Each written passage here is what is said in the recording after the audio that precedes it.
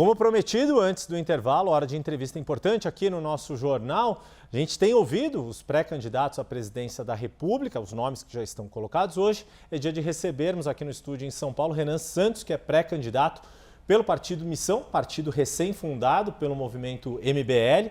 Larissa Rodrigues está comigo nessa jornada aqui, direto de Brasília, aqui no telão.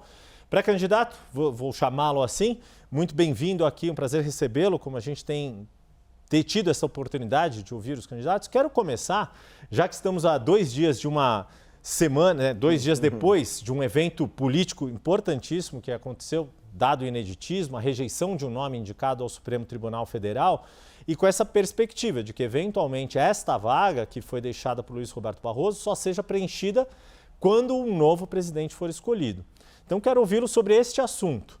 Se o senhor tem alguns nomes já pensados de quais são juristas adequados para serem indicados ao Supremo Tribunal Federal, ou se não os próprios nomes, perfis que o senhor considera mais adequados para serem submetidos à sabatina e aprovação do Senado Federal.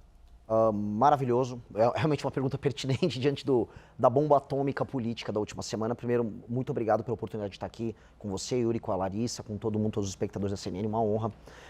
E sendo direto na resposta, nós precisamos de um perfil legalista, que não defenda os princípios conhecidos como neoconstitucionalistas, que é o que o próprio Barroso defendia, que é a ideia de que os ministros do Supremo têm que inovar, né? Sair da linha de ser um jurista que analisa a Constituição e criar leis a partir das suas decisões. Isso criou boa parte das distorções que a gente vê na relação entre judiciário e legislativo. Então, figuras que defendem uma perspectiva clássica por parte do judiciário é o básico, sem escritórios de familiares ligados a eles, sem vontade de participar do debate público, altamente discretos, nenhuma vaidade, nenhuma vontade de aparecer em redes sociais. Isso já é uma base, e obviamente um passado ilibado. Isso é a base para alguém participar de uma Suprema Corte minimamente saudável. No mundo todo, as Supremas Cortes, elas são caladas, desconhecidas, quase ninguém sabe o nome dos ministros dessas Supremas Cortes. No Brasil, as pessoas sabem quem são os 11 ministros do STF, mas não sabem quem são os 11 que vão jogar a Copa do Mundo. É sintomático num país que está doente. Pois é, talvez hoje em dia até o Carlo Ancelotti saiba quem são os 11 Eu tenho certeza. do Supremo e ainda está definindo ali o seu... Mas, Lari, antes só de passar a palavra para você, deixa eu só perguntar mais uma coisa aqui para o pré-candidato, para o Renan, porque diante do que aconteceu, também a gente percebeu um protagonismo não só do judiciário, que você já apontou como uma crítica, que o senhor já apontou como crítica, mas do próprio Senado. E aí, qual é, na sua avaliação, o cenário que o próximo presidente, seja ele quem for, vai encontrar na hora de fazer as indicações? Porque além desta vaga, há previsão de pelo menos outras 3 de ministros que vão atingir a idade de aposentadoria. Luiz Fux, Carmen Lúcia e Gilmar Mendes. Como é que, na sua avaliação, vai ser vai se exigir do futuro presidente articulação política para trilhar um caminho viável para aprovação? Porque, no fim das contas, é disso que se trata. Indicar um nome que tenha a viabilidade de ser aprovado pelo Senado, que for eleito em outubro deste ano. Yuri, a gente tem uma guerra institucional. É uma guerra institucional entre legislativo e judiciário, pelos motivos mais diversos, e por vezes a gente vê alianças entre eles. O que mais se comenta é uma aliança entre uma parte do STF e parte dos senadores, ontem pela derrubada, anteontem, pela derrubada do Messias, somado também à derrubada da CPI do Banco Master. Tá? A CPI do Banco Master, ela seria na prática um problema para ministros do STF e para membros do Senado. Basta ver que o Alcolumbre ele está envolvido, a começar pelo barrigão dele, com o escândalo do Master. O Alcolumbre é uma figura que tem muito medo dos desdobramentos. Basta ver a questão previdenciária do Amapá, né? O Amapá comprou, através da sua previdência, títulos nem um pouco limpos do Banco Master. Então, há também nomeações na CVM que envolviam indicações do próprio Alcolumbre. Então, você tem uma relação de tensão e de aliança entre o STF e o Senado. E, na verdade, Poder Executivo, Legislativo e Judiciário, hoje eles estão em conflito nas atribuições, mas unidos na luta pela impunidade. Então é meio paradoxal. Às vezes eles vão se unir e às vezes vão se separar. Qual a função do próximo presidente da República? É alguém que tem que ter autoridade e projeto de Brasil. Projeto de Brasil e saber o que quer. Olha, eu vou chegar lá, primeiro dia eu vou enfrentar o crime organizado, eu vou fazer um pacote de reformas fiscais e eu vou diminuir o poder do Centrão. Essa é a minha plataforma. Sei qual é a minha plataforma, sou uma pessoa limpa, aí eu tenho como prerrogativa resolver essa briga institucional entre os poderes. E colocar na caixinha o judiciário, onde precisa ser colocado na caixinha, usando o Congresso e colocar o Congresso na caixinha quando necessário. Um exemplo claro, o Flávio Dino, que é uma figura política que está do outro lado né? Eu não concordo com ele nas premissas dele. Ele está fazendo um trabalho que é importante em fiscalizar as emendas parlamentares de boa parte dos corruptos, dos bandidos que controlam o Centrão. Pois bem, não teria problema algum em me aliar com o Flávio Dino no enfrentamento político aos crimes que são cometidos usando parte do orçamento brasileiro. Mesma coisa me aliar com o Senado quando for para colocar o STF na caixinha. Larissa Rodrigues, o pré-candidato Renan Santos te escuta aqui. Tudo bem, pré-candidato? Boa tarde, obrigada por aceitar nosso convite. O senhor tem uma força muito grande nas redes sociais, né? Muitos seguidores e tem sido o seu principal canal de comunicação com o eleitor. E eu gostaria de saber como o senhor pretende chegar às pessoas que não usam muito esse canal, as pessoas mais velhas, que não têm redes sociais. Como o senhor tem pensado em trabalhar o seu nome, né, para torná-lo mais conhecido no Brasil todo, diante de uma eleição onde cada voto, ao que parece, será essencial? Perfeito, Larissa. Esse é o grande desafio. Eu sou presidente de um partido que foi fundado em novembro do ano passado. É um partido formado majoritariamente por jovens e pessoas que se uniram através das redes sociais para construir uma alternativa para o Brasil. Isso é o meu partido, isso é uma missão. O que nós pudemos fazer até agora? Eu convenci os mais jovens, ou seja, as pessoas que nos acompanham, a nos ouvir e a apoiar o projeto. E aí a pesquisa Atlas me coloca já com quase 24% entre o público de 16 a 24 anos, em alguns cenários com 11 a 14, no público de 25 a 35. Ou seja, é uma força muito grande. No recorte homens desse público de 16 a 24, eu estou em primeiro nas pesquisas. Então é um sintoma, isso está funcionando. Quem não me conhece, de fato, as pessoas mais velhas e uma parte importante do público feminino. O que eu já estou fazendo, que está começando a quebrar esse problema, é um trabalho extenuante de rodar o Brasil de carro e passar em todas as cidades que eu puder e em todas as rádios ser sabatinado igual eu estou fazendo aqui na CNN. Então, quando eu vou numa rádio no interior do Maranhão, no interior do Ceará, no interior de Santa Catarina, eu topo ouvir todas as perguntas, sou muito claro, sou muito aberto, sou muito honesto e apresento minhas propostas. É o que acontece. Naquela comunidade, pessoas mais velhas têm o primeiro contato comigo e aí elas vão me seguir nas redes sociais e a gente começa esse ciclo. Então, eu sou muito confiante em ser escrutinado e sabatinado pela imprensa e não importa se a imprensa é um veículo grande nacional como a CNN, como um veículo pequeno numa cidade do interior do Maranhão. Eu acho que respeitar esse papel da imprensa vai fazer com que eu seja conhecido pelos mais velhos e aí eu vou aos poucos quebrando essa barreira. A única coisa que me breca um pouco, eu não sou rico, não tenho o jatinho que os meus concorrentes têm, eu tenho que fazer isso de carro. Então eu furei pneu no Maranhão, é uma aventura meio que um rally, conhecer o interior do Brasil.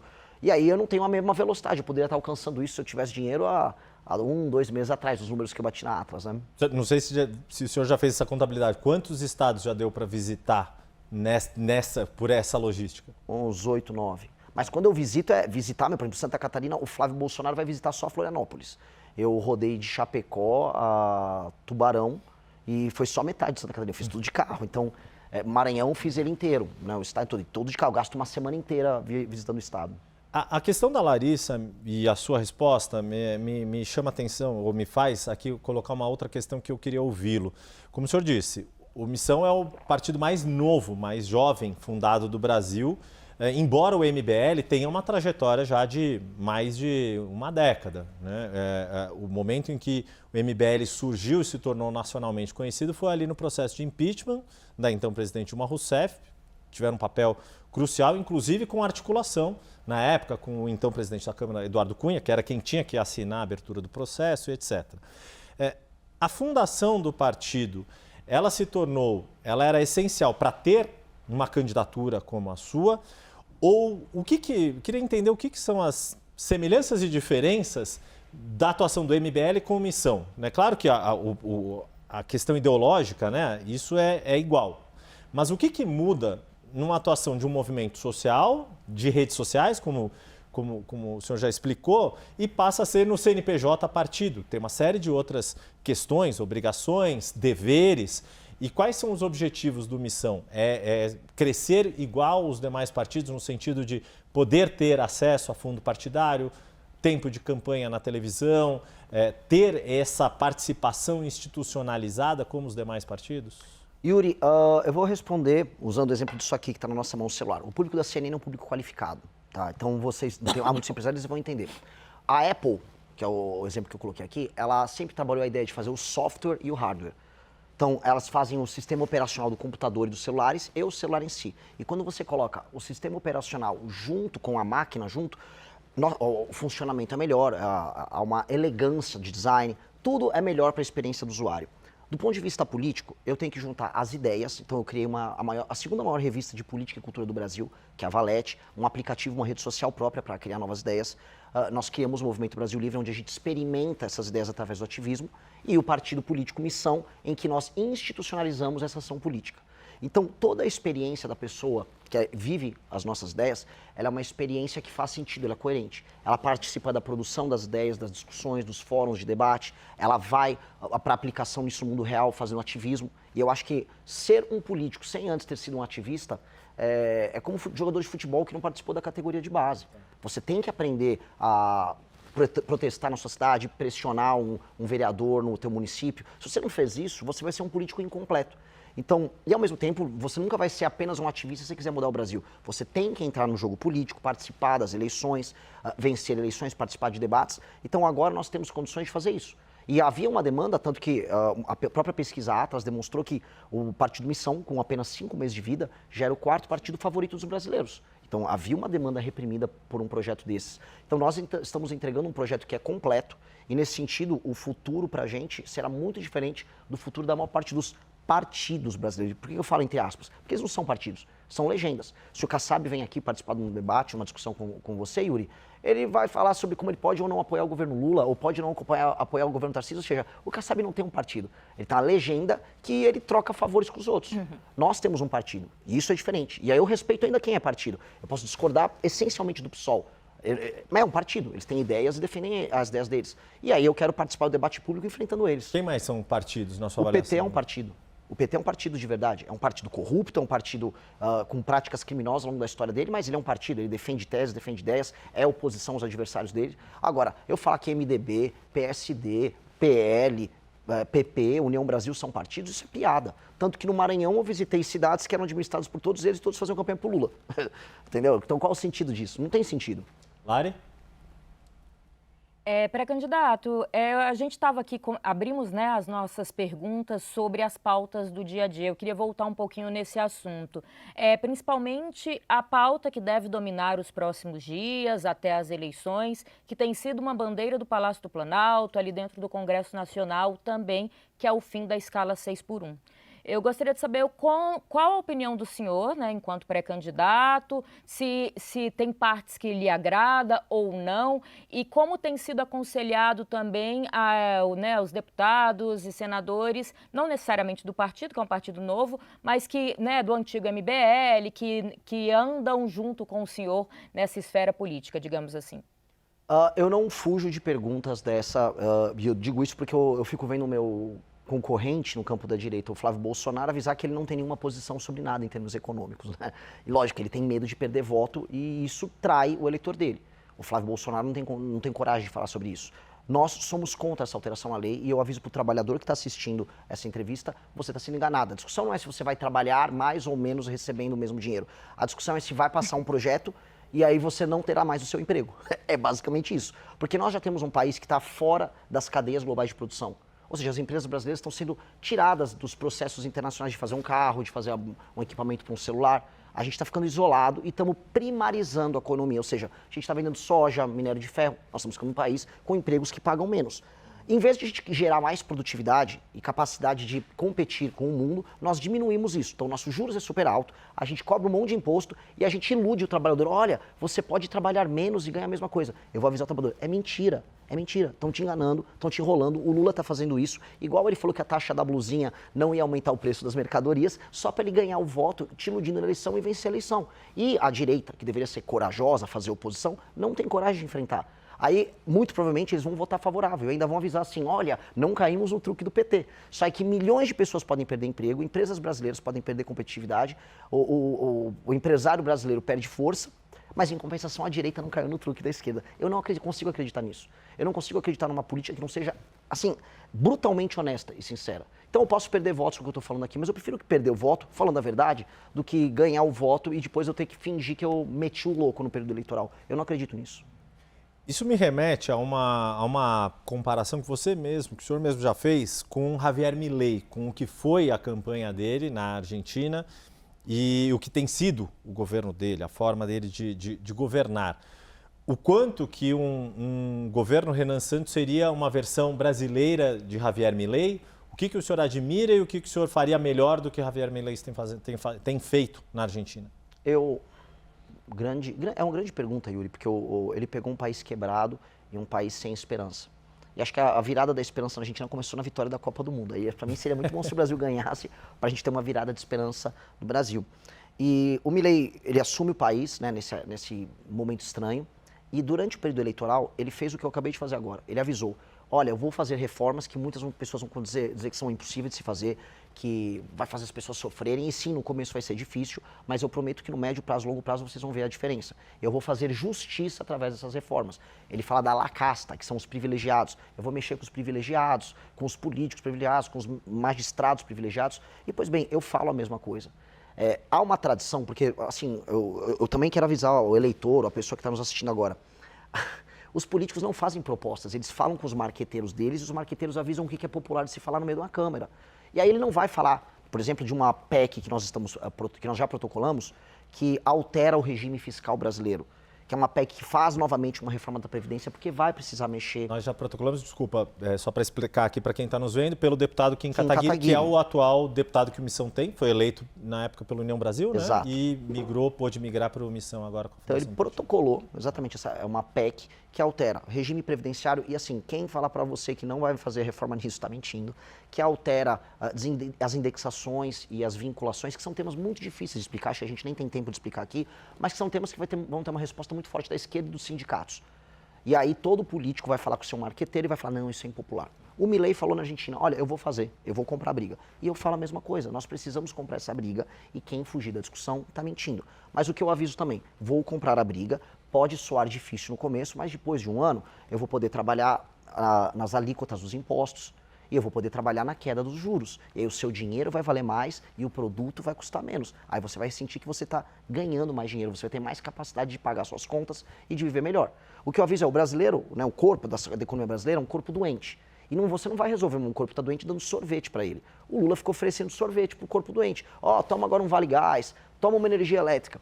E o Flávio, ele não fala nada. Não vou falar nada, tá, doente? Eu vou ficar quieto porque uma hora você vai sair andando. Dica, não vai sair andando, o corpo vai morrer e eu vou ter que dar um remédio muito amargo. Mas depois do remédio amargo, o corpo vai voltar a funcionar.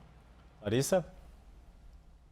Pré-candidato, eu queria entrar em alguns assuntos que também têm sido pauta, principalmente no Congresso Nacional, e que eu tenho visto alguns posicionamentos do senhor nas redes sociais. Eu queria saber a opinião do senhor, por exemplo, sobre o PL da misoginia e outros textos também que nos últimos tempos têm focado em tentar evitar a violência contra a mulher, que tem sido crescente no nosso país. O senhor é contra esse PL? O porquê? Qual que o senhor disse dessa necessidade de tentativa de se aproximar das mulheres? Como fazer esse caminho num público que, até onde a gente tem acompanhado, não tem uma preferência direta pelo senhor pelos últimos posicionamentos? Grande pergunta. Veja, quando eu rodei o interior do Maranhão, quando eu rodei o interior do Ceará, fui em cidades tomadas pelo Comando Vermelho, quando eu fui no Rio de Janeiro, absolutamente nenhuma mulher me parou para falar que estava muito preocupada com o avanço da misoginia em redes sociais. Elas estavam preocupadas que o filho delas estava sendo assaltado, que a filha delas estava sendo assaltada, que ela estava sendo assaltada. Falou, por favor, acaba com esses bandidos. Inclusive, as pesquisas demonstram que há uma preocupação com a violência, ela é enorme. Está sempre violência e corrupção dentre as maiores preocupações do brasileiro. Ela também está preocupada se a escola que o filho dela está estudando está alimentando bem a criança, e se a criança está aprendendo, e se ela vai ter um transporte bom para ir e voltar do trabalho dela, porque essa mulher, em geral, uma mãe solteira, cujo pai, em muitos casos, não paga pensão e ela é obrigada a cuidar da vida. Essas são preocupações materiais e concretas. Só que a gente chega nas redes sociais e vem essas discussões do movimento feminista, que olha, nós precisamos discutir a misoginia. O que isso gera? Perseguição a pensamento diferente em redes sociais, ou como eu vi num concorrente de vocês na televisão, algumas especialistas falando que se um homem interromper uma mulher num ambiente de trabalho, isso é misoginia. Pois bem, sendo misoginia, isso seria equiparado à injúria racial, crime inafiançável. Então nós começaremos a ter, vamos dizer, empresas se preocupando em talvez não contratar mulheres, pessoas evitando relacionamentos pessoais e relacionamentos amorosos com medo de uma criminalização das relações. Então, em vez de a gente focar no que realmente interessa às mulheres, nós criamos espantalhos e ficamos focados nesses espantalhos. Eu não consigo acreditar nisso. E aí eu vejo, né, a esquerda interessada em obter votos, fazendo demonstração de virtude no Congresso. Agora vai acabar a misoginia. E a direita covarde votando junto com medo de perder voto entre as mulheres. Eu volto para a minha mesma posição para esse caso 6x1. Quer ajudar as mulheres a não serem alvo de violência? vamos aumentar as penas para qualquer crime violento contra a mulher. O marido bateu na mulher, vamos aumentar a pena porque a pena não está alta. Pai que não paga a pensão, e isso é assim, a típica família brasileira é uma mãe solteira com um cara que está evitando pagar a pensão. Pai que não paga a pensão, as penas têm que ser muito altas, até porque às vezes ele vai preso e aí tem a remissão da dívida. Tem que pagar e tem que ser preso porque botou o filho no mundo, tem que cuidar. Inclusive, é legal a gente estender um pouco essa pergunta. Há um estudo da FGV de 2007 que mostra que os rapazes que cometem crime no Brasil são filhos de famílias que não têm a presença paterna. Ou seja, o pai não está presente com essa criança, ainda gera um menino que acaba sendo disfuncional e acaba cometendo crimes violentos, perpetuando um ciclo de violência. Então, a mulher sofre muito nisso. Então, vamos atingir essas áreas? Vamos atingir áreas que são centrais para melhorar a qualidade de vida da mulher? Eu prefiro fazer isso do que só fazer esse discursinho meio bonitinho, que para mim não vale nada. Então, para ver se eu entendi, quer dizer, é na base de aumentar a punição para qualquer homem que cometa qualquer tipo de crime contra a mulher, em especial nesses casos envolvendo violência doméstica, familiar. Exato, e um agravante sobre um problema que aflige as mulheres, que são as mães solteiras, que é o fato do marido evadir do pagamento da pensão e não estar presente na criação da criança. Isso é um problema social gigantesco. Eu volto a colocar, isso é a base do nosso problema de violência. A gente fala, como resolver a segurança pública? Tem que botar a polícia, tem que destruir as facções? Tem. Só que quem é a força de reposição, quem é a mão de obra barata que o crime vai buscar? É um menino que quase sempre tem um pai ausente. Vulnerável, é vulnerável, ali na sua não tem um familiar. exemplo masculino. E a correlação, inclusive, entre a ausência de pai e cometimento de crime por esse jovem é maior do que, por exemplo, desigualdade social. Para a gente ver o quão grande é esse impacto. Então, nós temos que corrigir isso. Homem vagabundo que não quer pagar a pensão da mulher ou quer abandonar a criança, esse cara a gente vai atrás dele. Precisa ir. O senhor mencionou a questão aí do combate ao crime organizado e também tem sido uma referência que o senhor sempre tem citado nas políticas de segurança pública, que é o presidente de El Salvador, Nayib Bukele, que se tornou uma referência que muitas lideranças, principalmente aqui na América Latina, têm citado. Agora, El Salvador é um país incomparavelmente menor do que o Brasil. Acho que, se eu não me engano, o senhor já esteve, inclusive, em El Salvador? Não chegou a estar. O Renato Batista do nosso time teve. Tá. Conversou, inclusive, com o próprio. Perfeito. O que foi, então, aprendido desta conversa do Renato, da sua equipe, com o presidente de El Salvador, que é, de fato, aplicável aqui no Brasil? E como que, na sua avaliação, mesmo que o presidente da República tenha uma postura mais incisiva, mais dura contra o crime, como articular isso, sendo que a segurança é uma responsabilidade de 27 governadores dos mais variados matizes, trajetórias, origens e realidades locais? Outra pergunta que ela é muito complexa e eu vou responder da forma mais clara possível. A primeira coisa que o Bukele fez foi quebrar a imaginação que nós temos na América Latina. Ele mudou no país dele, mas isso existe no México, na Colômbia, no Peru, no Brasil, que é a ideia de que você vai conviver pro resto da vida com o crime organizado. Portanto, tua casa tem que ter um muro, portanto, teu carro tem que ter um isso-filme, você tem que ter medo de andar com o celular. A América Latina aceitou que ela é controlada pelo crime. Então, a primeira coisa que ele mudou foi, não, eu posso destruir isso. E a gente ouve sempre dos especialistas, é impossível destruir, não dá, olha, temos que conviver, nós temos que aceitar que o Oruan vai fazer uma música, vai tocar no Spotify, o filho do Marcinho VP, e o filho do Marcola também agora é artista. Então, a negação dessa aceitação, ou seja, a mudança na cabeça das pessoas, foi a primeira coisa que ele fez. E ele gerou o resultado, ele aumentou as penas, ele colocou algo que é permitido na Constituição de El Salvador, que é um estado de exceção, que permitia que a polícia e as Forças Armadas agissem de maneira enfática. Ele tratou as facções criminosas como organismos anômalos, como terroristas, ou seja, ele teve uma lei especial, criou o famoso Secote, que custou coisa de 500 milhões de reais, fazendo a conversão, que é um super presídio lá em El Salvador, e aí ele destruiu eles e hoje El Salvador é um lugar muito, mas muito seguro. Outras nações, por exemplo, no leste asiático, apresentam também leis muito duras contra o crime organizado e apresentam, a despeito de terem sido pobres há muito tempo, qualidade de vida e números ligados a homicídios e roubo muito menores do que o Brasil. Então, ir por esse caminho, e eu posso falar de nações maiores do que El Salvador, eu posso falar da China, que é gigantesca, que apresenta, vamos dizer, leis penais quase tão duras quanto El Salvador, num estado de exceção, mostram que a gente tem esse caminho de enfrentamento. A questão é que a gente simplesmente não está tentando. E nós temos que tentar, porque nós temos que parar de aceitar que nós temos que esconder o celular quando a gente anda na rua, que uma mulher tem que ter medo de sair do ônibus e chegar até a casa dela. A gente não tem que ter medo de nada. Assim como nós temos que tirar da nossa cabeça a ideia de que cidades têm que ter favelas. que a favela faz parte da nossa personalidade, que a pobreza faz parte da nossa identidade, que nós temos que ter, sei lá, um pé de meia para a criança ir para a escola. Isso é tudo loucura. E a gente aceitou que a gente tem que viver uma vida de louco. Então, nós temos que endereçar essas grandes questões com a mesma missão que o Bukele entrou. Eu vou acabar com o crime organizado, com as medidas duras que ele adotou e com a nossa capacidade bélica, nós temos através das polícias e da inteligência com o COAF e Polícia Federal. Nós temos que endereçar a questão dos investimentos estatais para acabar com a favela, que é o lugar em que o crime, infelizmente, domina as pessoas. A gente está falando de praticamente 50 milhões de pessoas que vivem sob a interferência direta do crime organizado. E mudar a imaginação do brasileiro de que é possível viver num lugar que é muito bonito e que pode ser feliz. Hoje nós temos um Brasil que tem um potencial enorme, mas é um país triste, cujas cidades são feias. As cidades do Brasil são horríveis.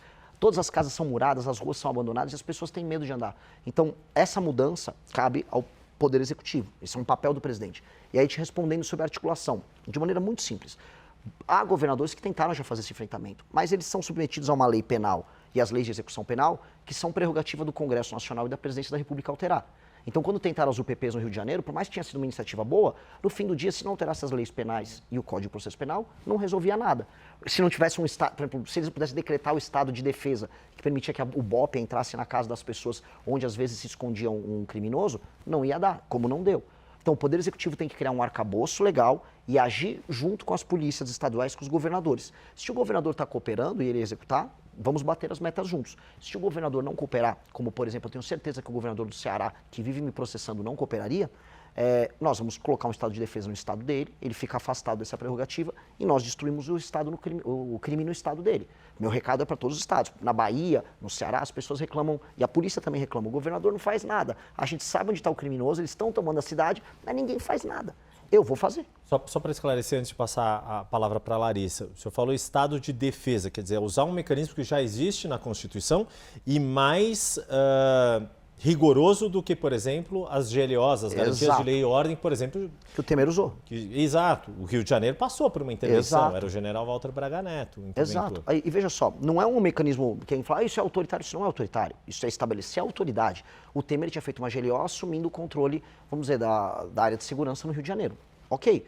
Eu espero não precisar fazer isso se os estados cooperarem. Agora, se o estado do Ceará, para pegar um exemplo prático, quiser manter Santa Quitéria, uma cidade que tem urânio e que foi tomada pelo Comando Vermelho, sob o comando do Comando Vermelho, eu vou decretar que Santa Quitéria estará em estado de defesa e a polícia e as Forças Armadas, se necessário, vão entrar em Santa Quitéria, vão destruir o Comando Vermelho de Santa Quitéria, libertar a população. Eu gostaria de contar com o auxílio dos governadores. Agora, se não quiser auxiliar, a gente faz sem eles mesmo. Larissa, acho que a nossa última pergunta, o tempo está passando rápido aqui, mas vamos lá. Uma última pergunta, então, antes da gente encerrar. A gente tem percebido críticas a alguns candidatos, posso citar até o próprio pré-candidato, né, Flávio Bolsonaro, de falta de experiência com o executivo. O senhor não tem nenhuma experiência política em cargos eletivos. O senhor acha que isso seria um problema tanto para elegê-lo quanto, se caso isso acontecesse, essa falta de experiência? Não.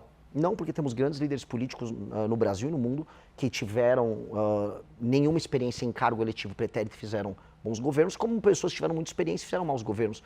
Não é exatamente isso que determina o sucesso de um mandatário. A Dilma tinha experiência administrativa dentro da máquina pública e foi um desastre. Então, e o Milei, vou dar um exemplo aqui de uma figura que está fazendo um governo técnico e efetivo nas políticas públicas dele.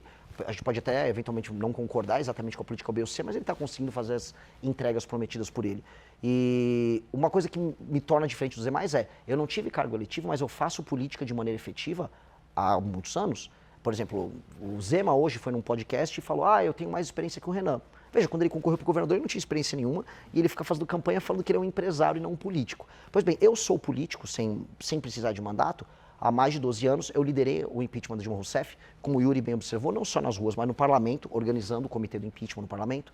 Montei um partido político, coisa que o Bolsonaro não conseguiu, e lidero inúmeros parlamentares ao redor do Brasil que têm um desempenho político muito acima da média. O melhor parlamentar do Brasil é o deputado Kim Kataguiri, altamente efetivo, que interfere na política brasileira, sendo parte de um grupo que, em última instância, é presidido por mim. Então, eu tenho experiência política verdadeira e eu tenho algo que políticos que têm experiência não têm, que é coragem. Eu topo perder voto, perder seguidor, perder doador, em nome do que eu acredito, que é uma questão de integridade. E essa integridade é o que um homem público precisa. É o que a famosa ética da responsabilidade, que o Max Weber tanto fala. Nós precisamos ter isso no mandato. E eu faço isso quando sendo presidente do MBL. Se eu, enquanto líder, eu enganar as pessoas, falar que vou fazer uma proposta, mas não entregar ela no final, ou falar que não vou fazer algo e entregar, como será o pacote fiscal que todos terão que fazer, caso ganhe a eleição, eu me torno um mentiroso. E eu não vou ser esse mentiroso. Eu vou ser brutalmente honesto. E sendo honesto, tendo proposta e sendo um bom líder, eu serei um bom presidente. Olha, impressionante. Acabaram de me falar, deu o nosso tempo, tua fala, se tiver, parece que falaram no teu ponto e não no meu.